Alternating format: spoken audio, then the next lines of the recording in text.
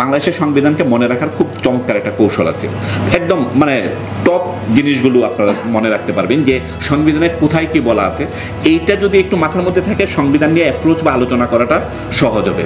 বাংলাদেশের সংবিধান মোট 11টা ভাগে বিভক্ত, ঠিক আছে? এই 11টা ভাগকে খুব সহজে মনে রাখার জন্য আমি চমৎকার একটা ফর্মুলা বের করেছি।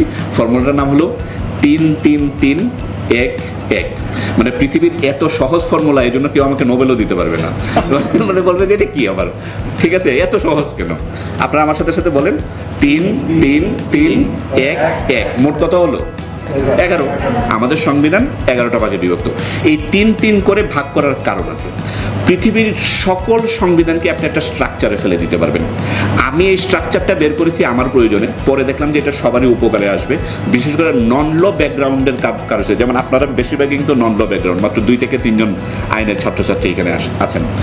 নন ল ব্যাকগ্রাউন্ডের ছেলে মেয়েদের জন্য সংবিধান মনে রাখার খুব সহজ কিছু পদ্ধতি বের করতে হবে আমার। যদি না বের করি তাহলে আমি সংবিধানের যে প্রচারে নেমেছি সেই প্রচার ব্যর্থ হবে।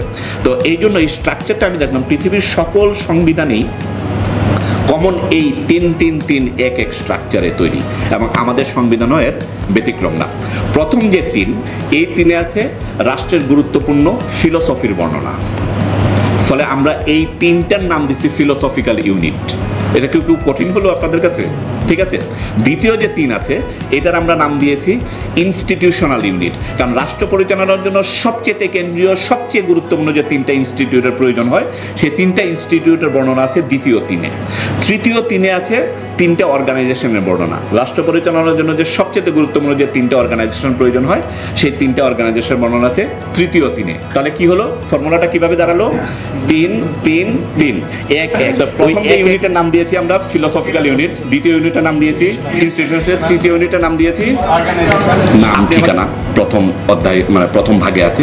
দ্বিতীয়টা আছে রাষ্ট্র পরিচালনা মূলনীতি, মানে এই যে রাষ্ট্র আমরা বানিয়েছি, এই রাষ্ট্রের মূলনীতি কি, এটা কিভাবে চলবে, এটা কিন্তু আমাদের সংবিধানের দ্বিতীয় ভাগে বলা আছে।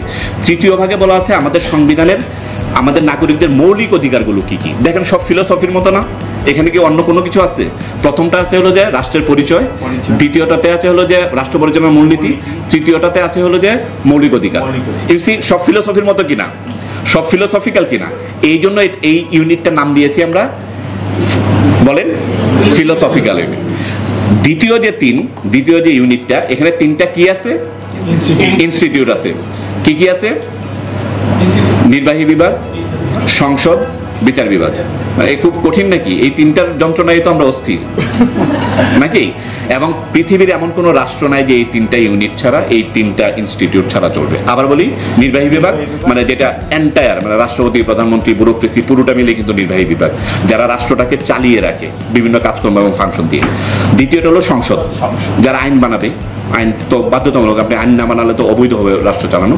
তৃতীয় হলো যে ওটা বিচার বিভাগ। আচ্ছা, আপনারা বলেন কমন সেন্স থেকে, পৃথিবীর কোন রাষ্ট্র এই 3টা ইনস্টিটিউট ছাড়া চলে? সিম্পল। সো ফলে প্রথম ইউনিটে আমরা পেয়েছি কি?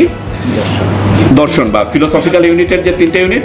দ্বিতীয় ইউনিটে আমরা পেয়েছি 3টা ইনস্টিটিউট, নির্বাহী বিভাগ, আইনসভা বা পার্লামেন্ট, আর বিচার বিভাগ।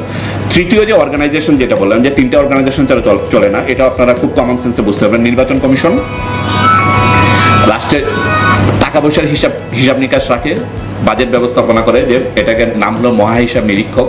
মানে আপনারা ধরে নেন যে এটা টাকা পয়সার হিসাব, ঠিক আছে? নির্বাচন কমিশন, মহা হিসাব নিরীক্ষক। আর তৃতীয় হলো যে আমাদের যে পিএসসি বা আমলাতন্ত্র।